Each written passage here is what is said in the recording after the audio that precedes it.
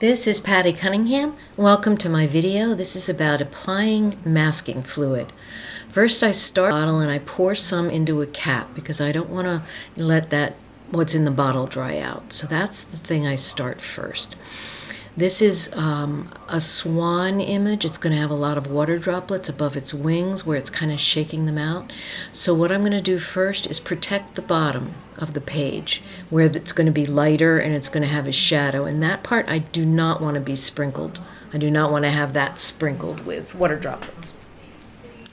So I take an old toothbrush that I've dedicated to watercolor and I smush it up. And then I use my thumb to flick it on top of the painting where the paint is going to be the darkest.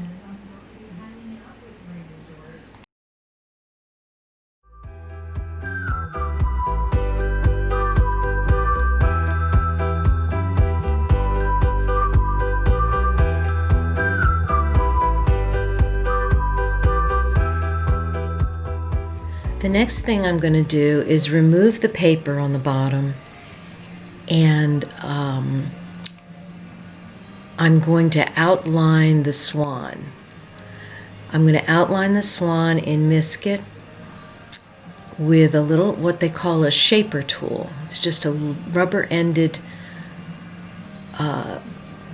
kind of like it looks like a paintbrush, except it's got a rubber end on it. And I find that a lot easier than dedicating one of my brushes to putting on the masking fluid. And so I just go around the edges, any edge that is exposed, so basically all of the wingtips, the belly, all of the white part of the swan.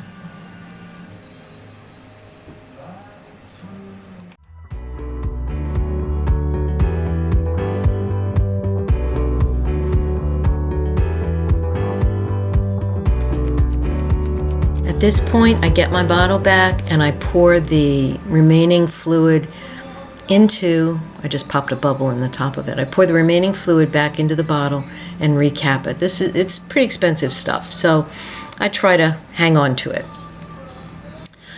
And you'll see some of the big dots that happened up there. I think that might be because I had a Band-Aid on my thumb. I'm not sure. I will come back. At this point, you can change anything that you'd like to change, remove some of the specks if you don't like them. In this case, I had a bunch of big globs and I didn't like them, so I removed them before moving on. And you can use either a lifter or your finger to get rid of the unwanted spots. It doesn't matter what's inside the swan at this point, but I want the water spray to be pretty fine.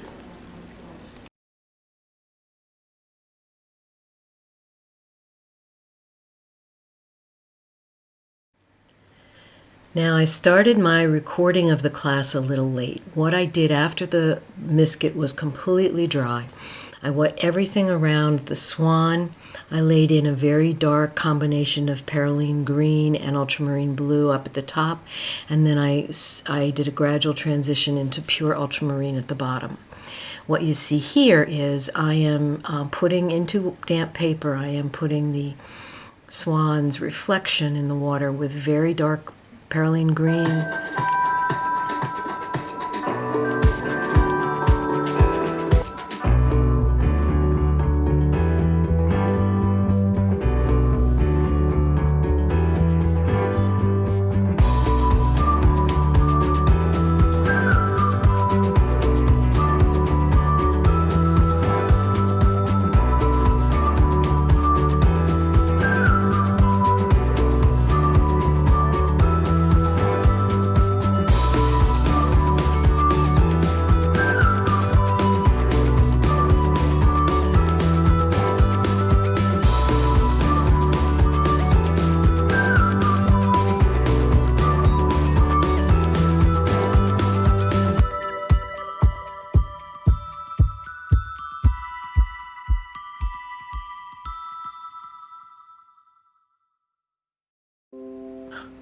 So here you see me, I kind of faded out the top of the head, which is the farthest away reflection of the swan, and then I added a little poppy to give its bill some color.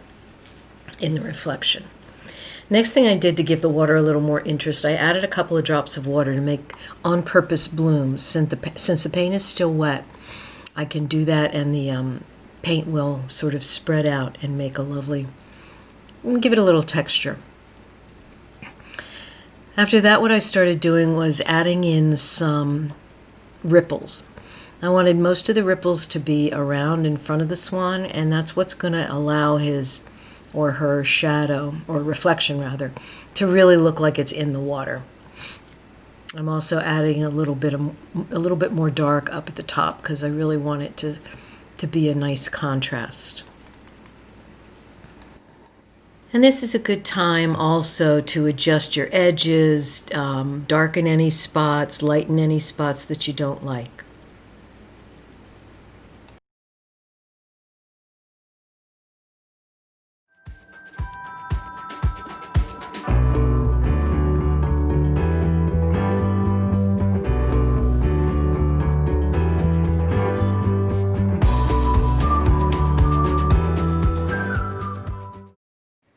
So now that it's dry, we can feel it's dry because it's no longer cool when we put the back of our hand down. We can start lifting the masking fluid. If we do it before the paper is completely dry, it will rip the paper.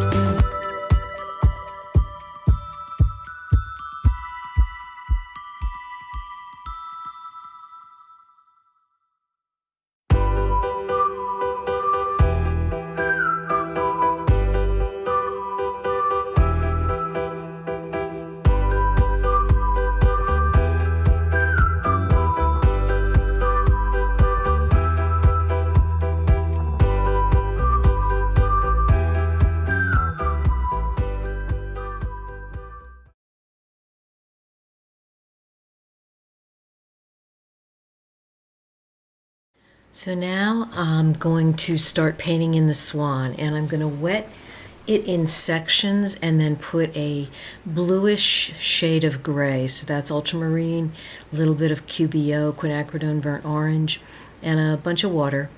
I want really blended out edges, and I want soft edges, and I want a lot of white to show. It's obviously a white swan.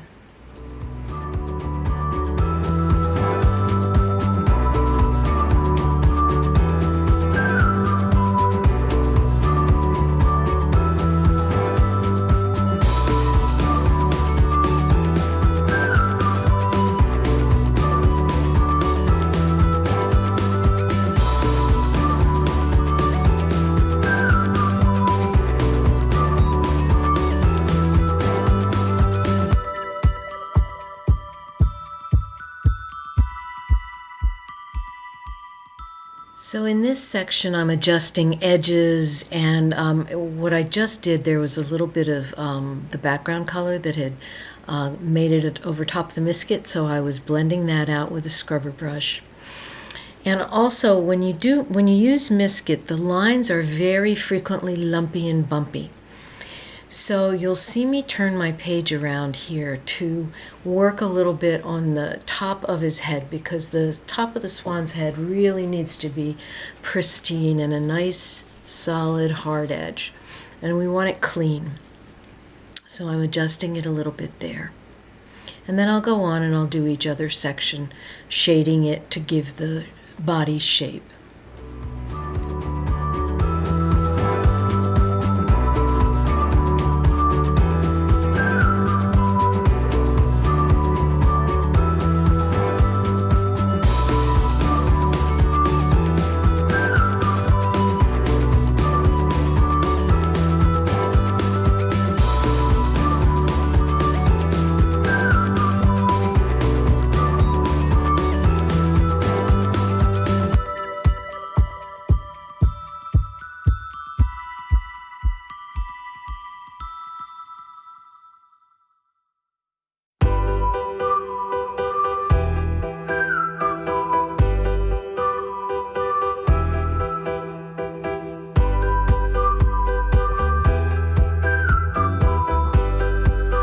all this shading work that I'm doing, I'm trying to have nice soft edges, give a flick here and there of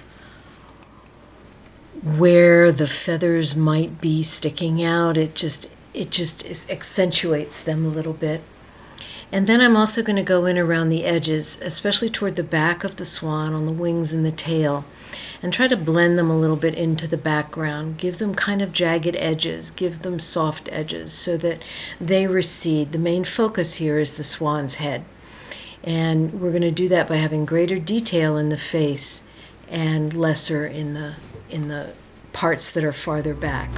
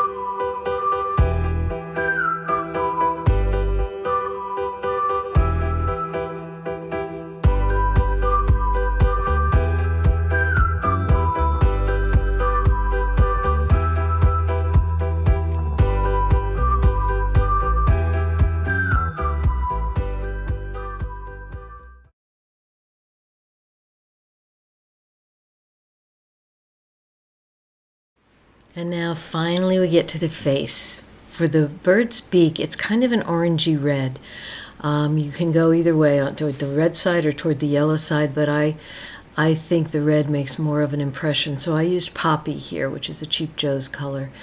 And I just painted the entire beak red, waited for that to dry, and then went in with the black face and eye markings, as well as the nostril.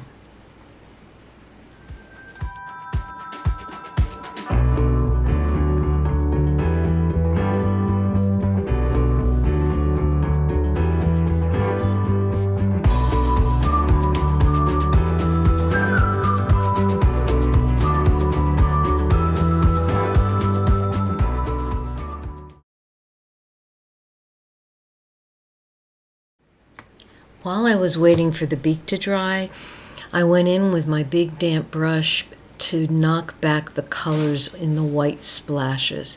Because being water, they're going to reflect what they're up against, in front of, and near, which is going to be the green and the blue. So just by dragging my brush with a little water in it over them, I kind of made them a little less severe.